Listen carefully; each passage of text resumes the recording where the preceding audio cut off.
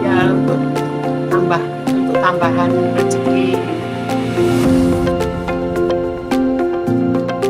500.000 ya kami dari anak-anak. Saya jualan mulai jam 5 pagi sampai habis. Pendapatan kotor itu kira-kira 400.000. Satu harinya nggak mesti, kadang 200, 150, lihat-lihat alurnya, kondisinya, pembelinya. 2 juta.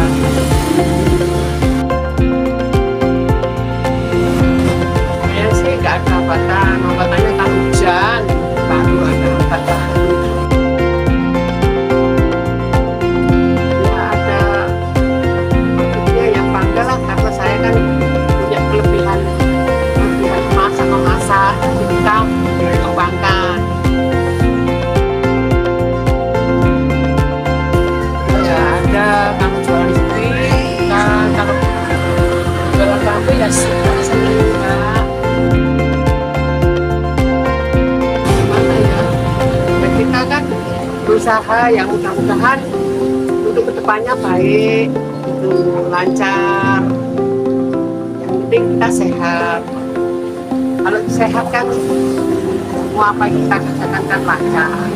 Insya Allah.